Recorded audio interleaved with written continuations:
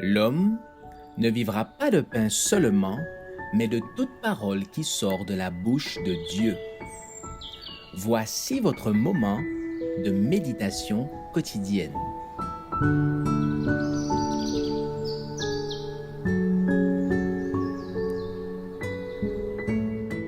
Avec Dieu chaque jour.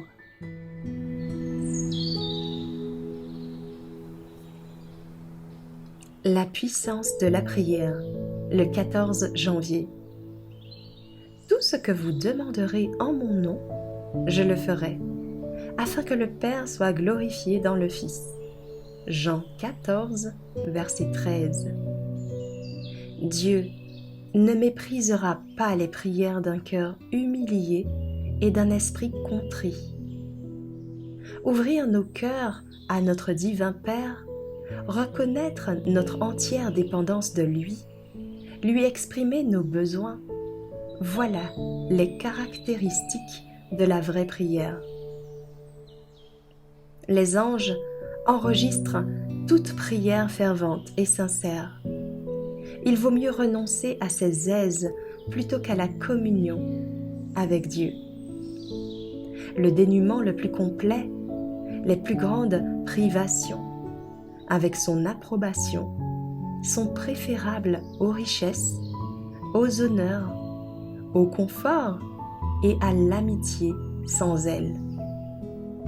Prenons le temps de prier.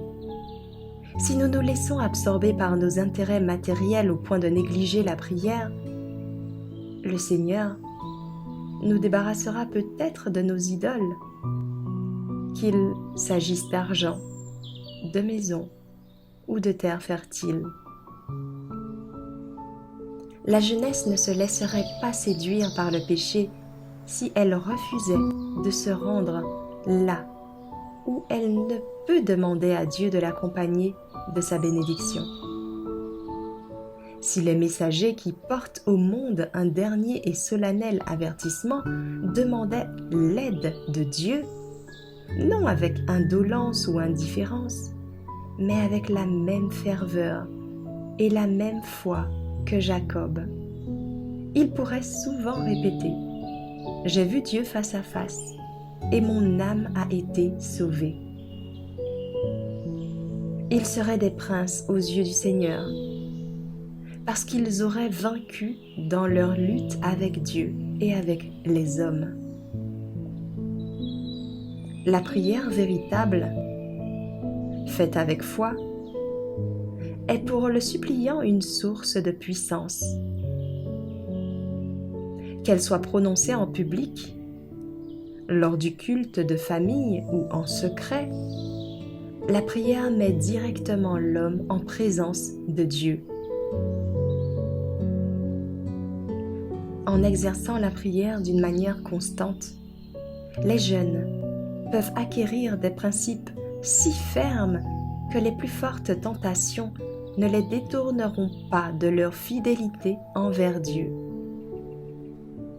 Les plus grandes victoires remportées par l'Église de Jésus-Christ ou par chaque chrétien en particulier sont celles que l'on obtient par la prière solitaire, face à face avec Dieu, grâce à une foi fervente et inflexible qui s'attache éperdue à la puissance du Très-Haut.